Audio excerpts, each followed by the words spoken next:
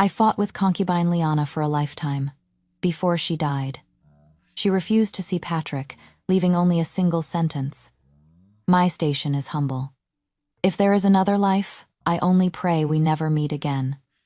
Patrick was convinced I had driven her to her death. He burst into my chambers late at night, sword in hand, demanding my life as payment. Summono pushed me from behind. I collided with the blade and died in agony. When I opened my eyes again, I was back on the day my father was choosing a husband for me. Before me stood Patrick, the newly appointed top scholar, and Marcus, a young general. He grabbed a large club and drove them both out. Patrick was no good man, but the one who pushed me in my past life was Marcus himself. Night had just fallen when news came from the Iris Pavilion. The physician had made his diagnosis. Liana would not survive the night. Patrick hadn't left her side since morning. As the hour grew late, the sound of weeping began to drift from the pavilion. I finished chanting the scripture before me and rose slowly, my face a mask of calm, or rather numbness. For as long as Liana had been ill, I had been confined to my room. 2 months ago, while I was away from my courtyard, she had burst into my room on the pretext of a missing piece of jewelry. After ransacking the place, she smashed the only memento my mother had left me. I could tolerate many things, but not that. When Patrick rushed back, he saw me with a sword in hand, my eyes red with rage. Even unarmed, he dared to stand in front of Liana to shield her, because he was certain I would never harm him. My lord, I truly didn't do such a thing. My lady, I know you cannot tolerate me, but please let me stay to watch my daughter grow. Won't you? She is only an illegitimate daughter. She poses no threat to you. Liana's heart, wrenching sobs seemed born of desperation. Yet, in a few short sentences, she had twisted the truth completely. Marcus, who had arrived with them, pierced my shoulder with his sword, knocking me unconscious. Are you feeling sorry for her? Eleanor is so arrogant. If I hadn't some self-control, that sword would have pierced her heart. In a state of semi-consciousness, I heard Marcus's voice thick with disgust. After that day, I was locked in my courtyard, forbidden to take a single step outside. No one ever came to ask what had truly happened. Patrick declared that Liana had fallen ill from the distress I caused her, and he had my gates sealed. My daily meals were passed through the doggy door. I was imprisoned for 2 full months. He didn't even let me see my father on his deathbed. It was a maid sent by Liana who deliberately revealed the news to me. That was the first time I felt true despair. Liana had been secretly taking medicine for her illness for a long time, but to drag me down with her, she later consumed potions to accelerate her condition. I didn't understand why she hated me until she repeated the same words as Patrick. Your position should have been mine. You've occupied my place for so long. Even my daughter can only be illegitimate. Do you have any idea how much I hate you? That was the last time she came to see me in secret. Afterward, she pushed her body to its limit, hastening the progression of her illness. And just before her death, she not only refused to see Patrick, but also reiterated her supposed innocence from that day, leaving him with one final message. My station is humble. I cannot defend myself. If there is another life, I only pray we never meet again. The door to my room was violently kicked open.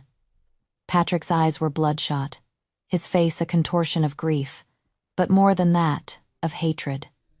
The loathing in his eyes seemed to spill over as he gripped his sword. You wretched woman, I will kill you today and make you accompany Liana in death. I could have dodged the blow, but for some reason, I suddenly felt so tired, so I didn't move, meeting Patrick's gaze with an empty calm. But at the last moment, Patrick deflected his sword. And just then, someone pushed me hard from behind, sending me straight onto the blade's edge. Hearing Patrick's cry of shock, I felt a wave of revulsion. I even pushed myself forward, driving the sword deeper, before losing consciousness completely. Memories of the past flooded my mind, and I shed tears of regret. If there is a next life, I must meet Patrick and the others again.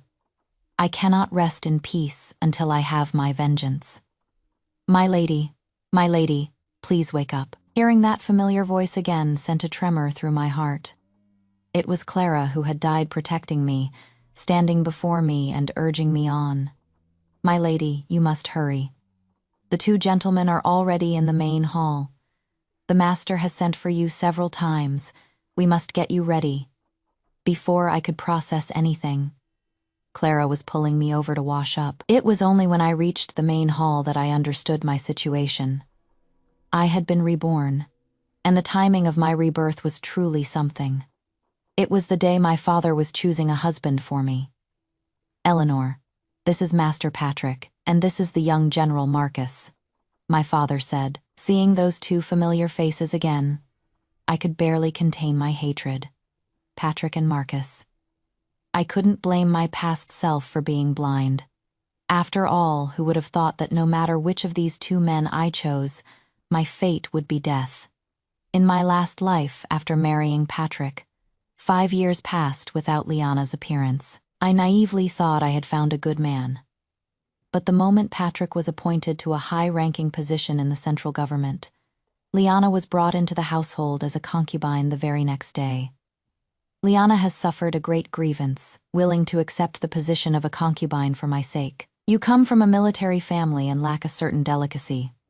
From now on, let her manage the household affairs," Patrick had said.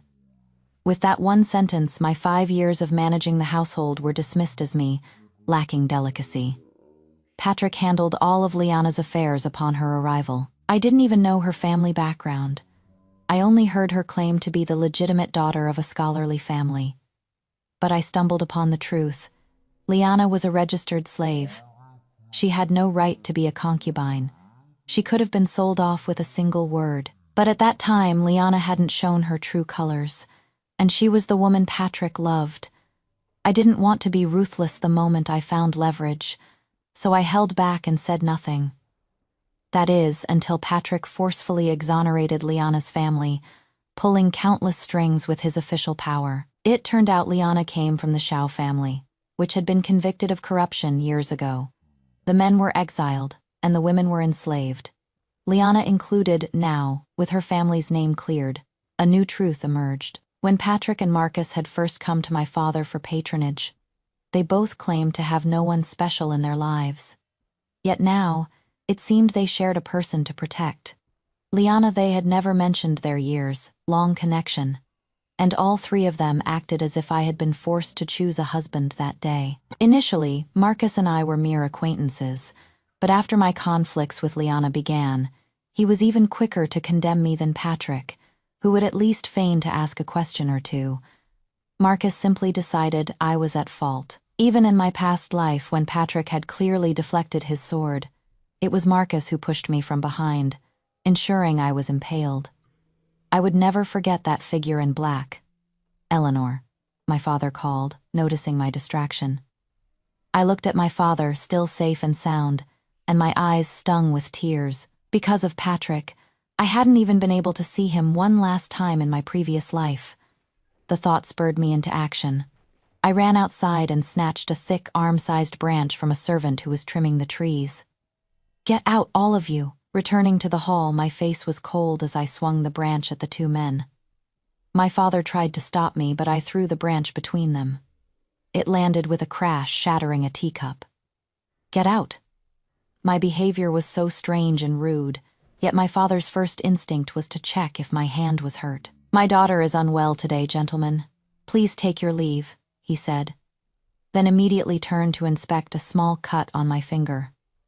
Marcus looked displeased but said nothing, bidding farewell and leaving. Patrick, however, gave me a deep, searching look, which only made me want to curse at him again. "Keep staring and I'll gouge your eyes out." After they were both gone, I buried myself in my father's arms and finally broke down, sobbing. There.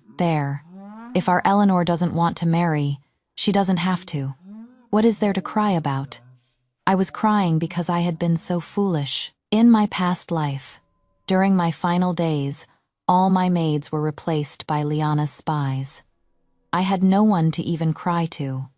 And it all started on this very day in my past life.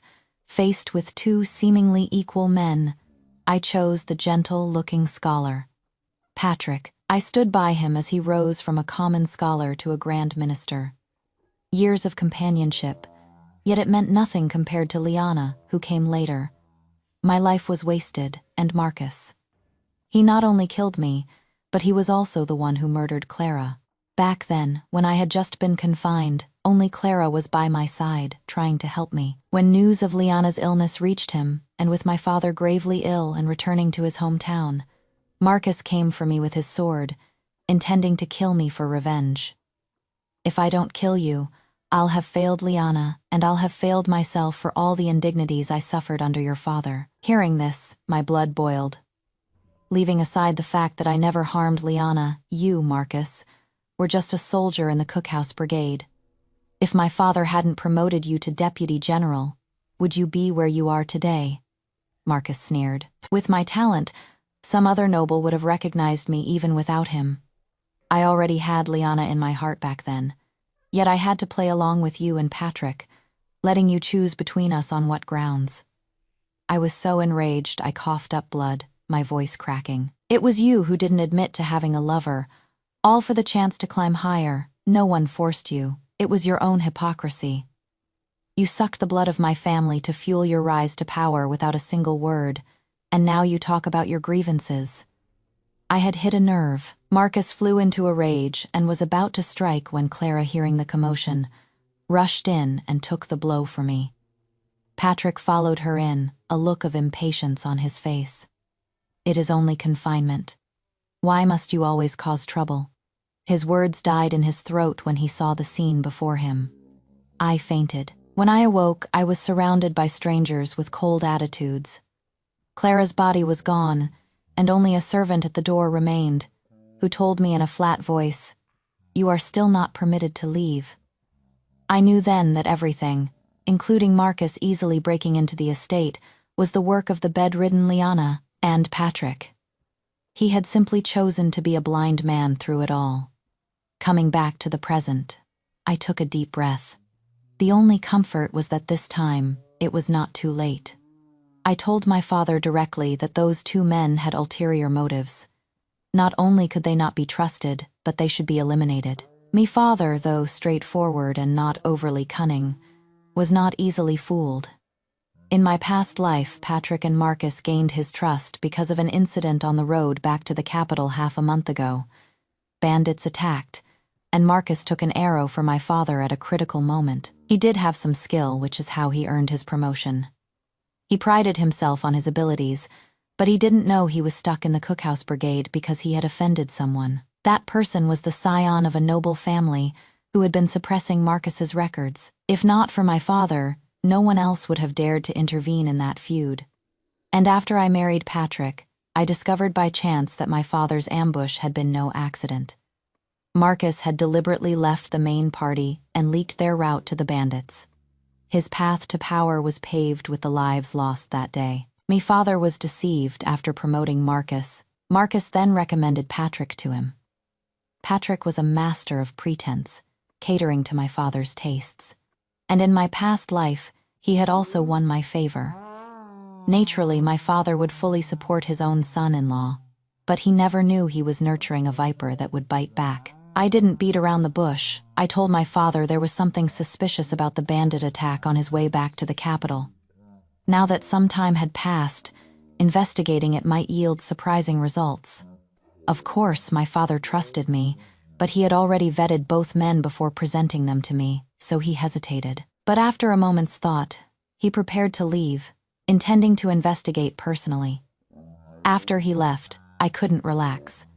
There was something else I needed to do first, and that was to buy Liana, who was still a registered slave. The timing was perfect. Liana was beautiful, and based on the fact that Marcus had borrowed 200 silver taels from my father around this time, in my past life, I had a good idea of where she was. That night, under the cover of darkness, I put on a veiled hat and went to the Everspring house. "Miss, if you are looking for servants, you should go next door to the Golden Emporium. The girls here, they're for other purposes. the madam of the brothel advised kindly. I slapped 500 silver taels on the table. Just tell me if you'll let me choose or not. The madam's eyes widened, and her face instantly broke into a smile. Of course, of course. Pick anyone you like. Please follow me. She led me to the back courtyard. 2 large men stood guard at a door, which they opened upon seeing the madam. Miss, all the newcomers are in here, she said. I scanned the group, and my eyes immediately fell on Liana in the corner. Unlike the others, her body was covered in bruises, but her face, though dirty, remained unmarred. Miss, this little filly is a looker, but she has got a fiery spirit. If you want her for service, shall I have her? Disciplined for you first. I shook my head. She'll do. Give me her deed of sale. I am taking her with me now. The madam readily agreed. As I was about to leave, someone tugged on my skirt. Miss, please take me with you. I can do any work just for a mouthful of food. A small, skinny girl was clinging to me, her eyes filled with pleading. A nearby guard moved to kick her, but I stopped him. Wait. A flicker of pleasant surprise crossed my face. Wasn't this Tess in my past life? Liana had a deep scar on her forehead, inflicted by Tess. Though Liana usually covered it with her hair, it was a source of deep-seated resentment for her. Once she gained power, she immediately sent people to find Tess and had her beaten to death. Because the deed was done at the Patrick estate, I had seen Tess once. It seemed they had some enmity even before Liana was sold to the brothel. I was delighted. Perfect. There were some things I couldn't conveniently do myself. I needed a blade. I looked at the madam. How much for this one? I'll buy her too. The madam glanced at Tess and beamed.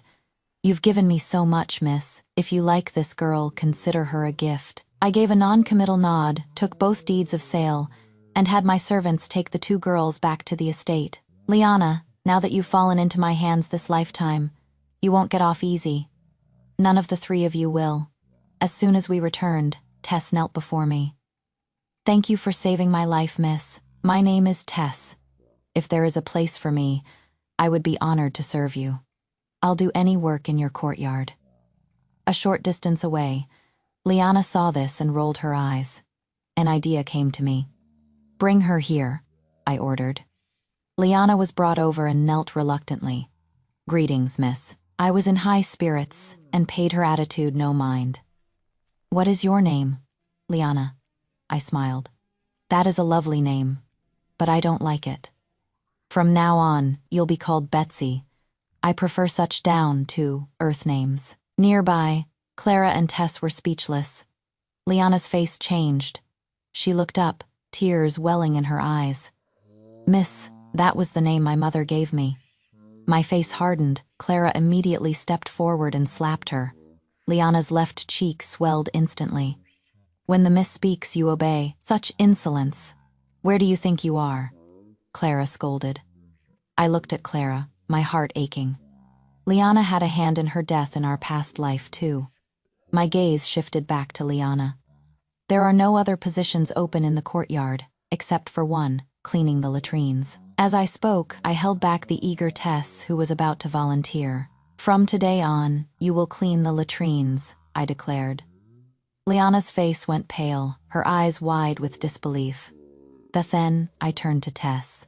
There is no other work, so you can supervise Betsy cleaning the latrines. You'll be her manager. If she slacks off, you have my permission to punish her as you see fit. Tess was stunned for a moment. Clara gave her a gentle nudge, and she snapped back to reality, thanking me profusely. Thank you, miss. For the next few days, Liana was responsible for cleaning all the latrines in the estate. Many servants secretly laughed at her, but they all benefited after all. If it weren't for Liana, they would have had to do it in shifts. I observed Liana's condition. The workload was immense, and ostracized by everyone. She often missed meals. She lost a lot of weight at the Everspring house. The madam had tormented her but always made sure she was fed. A starved girl wasn't pretty. Now that she was in my hands, I couldn't be bothered with such trivialities. As it turned out, Tess truly did have a grudge against Liana. She had acquired a whip from somewhere, and frequently found excuses to add new wounds on top of old ones. I enjoyed the show every day. Several days later, my father finally returned. He was furious. The moment he entered the estate, he sent summons for Marcus and Patrick to come immediately. I guessed things had gone according to plan. I made sure Clara would casually let Liana know that Patrick and the others were coming. In the main hall, my father's expression softened when he saw me, but his anger was still palpable. It really was Marcus who led the bandits to us. We took a remote path that day to avoid attention. It should have been hard to find. I thought we were just unlucky to run into bandits, but it was a deliberate setup. If a group of bandits hadn't been captured recently, and I hadn't gone to interrogate them myself, I would never have known. One of them confessed that a soldier from the cookhouse brigade tipped off their leader. Who else could it be but Marcus? As my father raged, a servant reported that the men had arrived. I raised an eyebrow and headed out to watch the show. I had barely taken 2 steps toward the entrance when I was hit by a familiar latrine smell. After all these days, the stench had truly seeped into Liana.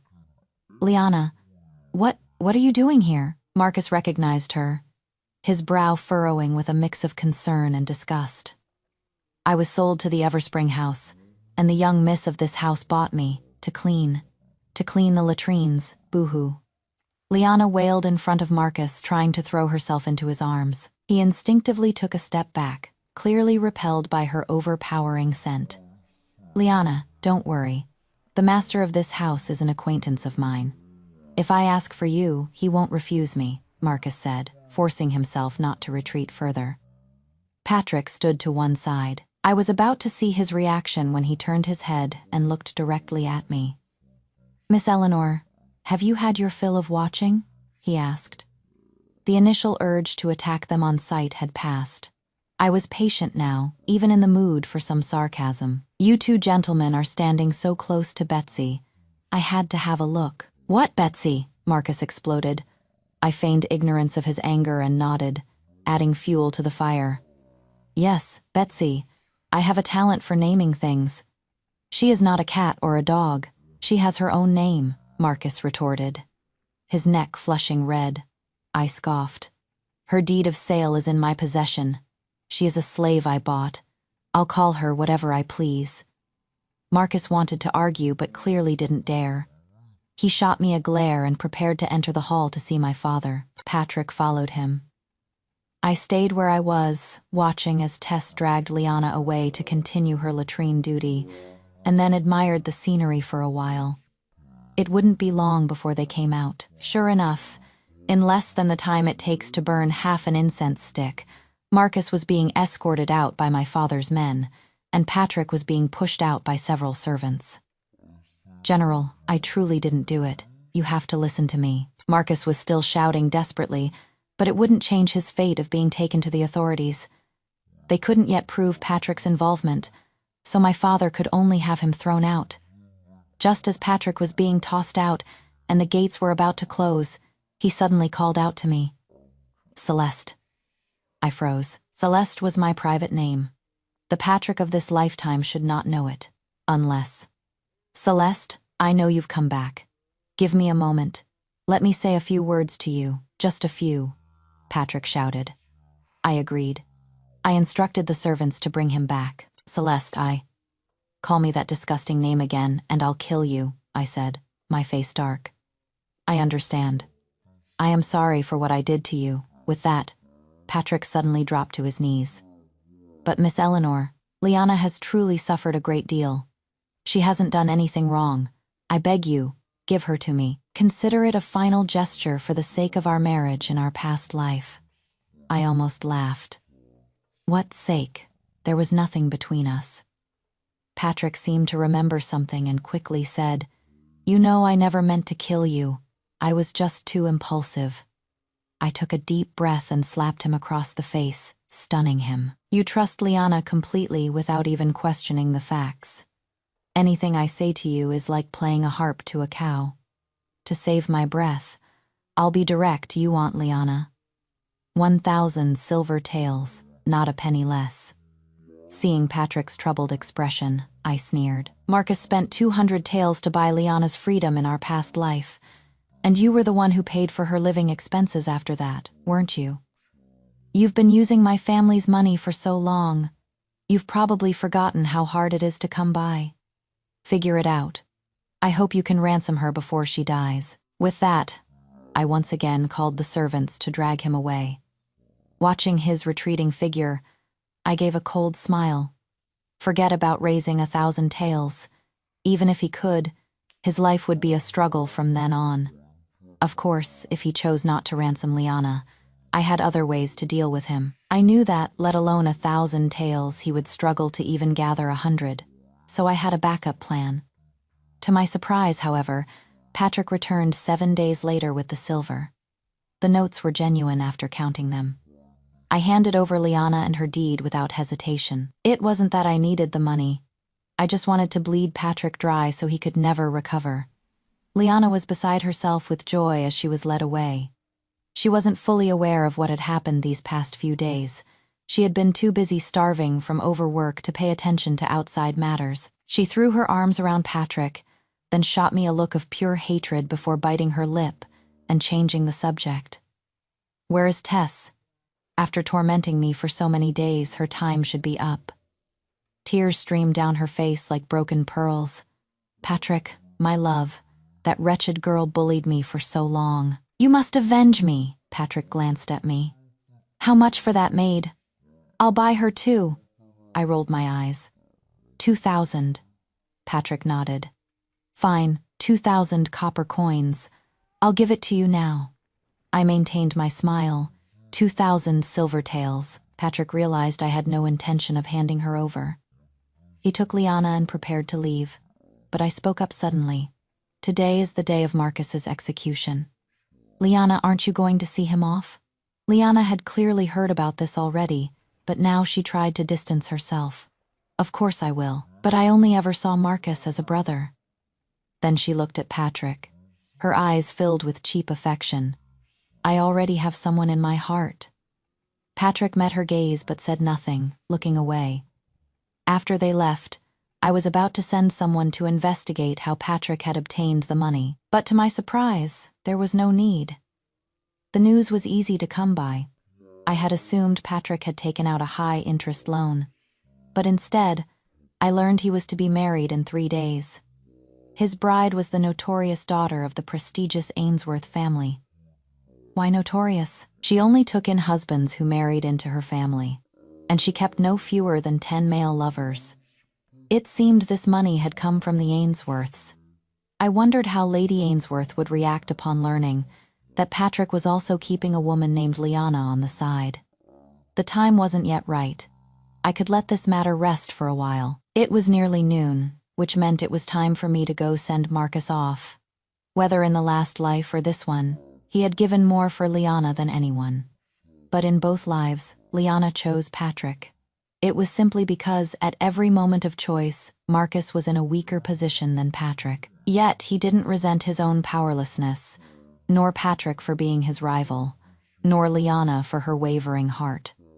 He resented me and my father.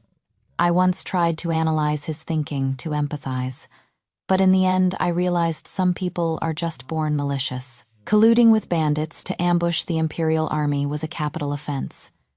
This time, I didn't wear a veiled hat. There was no need to hide. From the moment I arrived at the foot of the execution platform, Marcus's gaze was fixed on me. That look of disgust and hatred was all too familiar. "You wretched woman, even as a ghost I will." He was so absorbed in his hatred that he didn't notice the time had come. His sentence was cut short as his head fell to the ground. Coming back to find me. Excellent. The hatred in my heart had only been soothed by a fraction. 3 days later was Patrick's wedding. Lady Ainsworth was flamboyant, parading Patrick's bridal sedan through the streets 10 times. I thought it was a sign of how much she valued him, but it turned out Lady Ainsworth was still occupied with her male lovers. Patrick was certainly patient, as he made no moves during these days. Naturally, I couldn't let things be so peaceful. That would be too boring. So I sent a message to Lady Ainsworth, detailing the purpose of the 1,000 taels, and the address of the alley where Patrick was keeping Liana. That night, on Pear Blossom Alley, Liana was dragged out and beaten black and blue alongside Patrick. "So this is what you are. I took you in because you had a decent face, but now you've brought this humiliation upon me, keeping a woman on the side. Beat them to death for all I care." Lady Ainsworth cursed them out for a solid half-hour. Clara was too embarrassed to repeat the rest of her words to me, and even the thick-skinned Tess refused to say. I was intensely curious, so I changed into plain clothes and blended in with the gossiping old women on Pear Blossom Alley. When I emerged half an hour later, I felt my ears needed a thorough washing. The final result was that Lady Ainsworth threw Patrick out and demanded the return of the 1,000 silver taels. And that was just a rough estimate. This was it. Forget about making a comeback. He would be lucky to survive. Even if Patrick remembered the questions from his imperial examination, he couldn't even afford the registration fee now. Burdened by debt, he tried to sell calligraphy and paintings to make money, but a man who had been so thoroughly coddled could not survive in the real world. In his past life, he never acknowledged how easy his life had been, lamenting only that he couldn't marry Liana. But in this life, they were both free, so why didn't they just get married? Some things are only cherished after they are lost. The money he earned wasn't enough to live on, let alone repay his debts. Me father's support in the last life, which Patrick had dismissed as mere copper and gold, was now the very thing he would have to spend the rest of his life chasing. For the remainder of their days, I wouldn't even have to lift a finger. Their lives would be miserable enough. But one day, as I was out, a hand shot out from an alley and grabbed me, trying to drag me in. My reflexes were sharp. I plunged a dagger into my assailant's wrist and twisted it viciously. "It is me." Patrick's voice was weak and pained. "I know I was wrong, Celeste. Every day is torture. I finally understand. The one I love most is you. Liana only knows how to eat, drink, and be merry. Yesterday, she even tried to become a concubine for Lord Lee. If it were you, you would never be such an unchaste woman. You love me, you are loyal to me, I know it. I've seen the light now. Let's go back to how things were, please. Just the two of us. I would come home from court, and you would be there to greet me. The table filled with my favorite dishes, all cooked by you." I let him sob and plead, saying nothing for a moment. He was covered in blood, and not just from the wound I had just inflicted. It was someone else's blood. She had killed someone. Me muscles tensed. I struck him hard, knocking him unconscious. I had been practicing self-defense lately, and was much stronger than in my past life. Then, in full view of everyone, I dragged him all the way to the magistrate's office, deliberately choosing the paths with the most gravel, ensuring that even if he woke up from the pain, I could just hit him again. At the magistrate's office, they sent people to investigate and discovered he had murdered Liana. But Patrick was like a madman, and no amount of interrogation could get anything useful out of him. Finally, an old woman who lived next door came forward as a witness, reporting that Patrick had killed Liana. Even though Patrick seemed insane, the verdict came down without mercy. The execution was set for 3 days later. I went to a renowned physician and obtained a potion that would restore a person's clarity of mind. The night before his execution, I had it forced down Patrick's throat. The result was that the next day, as Patrick was paraded through the streets in a prisoner's cart, he screamed that he was innocent the entire way. Innocent, my foot. Prolonged stress, combined with the shock and fear of committing murder, had driven him mad. He had killed Liana with his own hands, but he wanted to hide behind the excuse of impulse, refusing to accept the reality.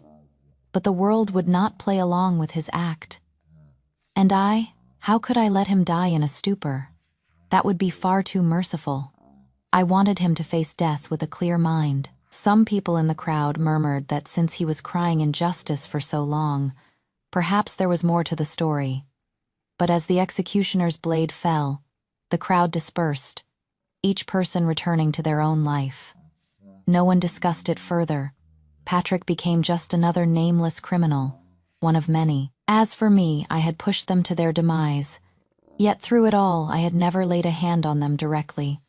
Doing it myself might have been more satisfying, a mutual destruction at worst. But I found them too foul. Besides, there are still people in this world I care for, and they were not worth my life.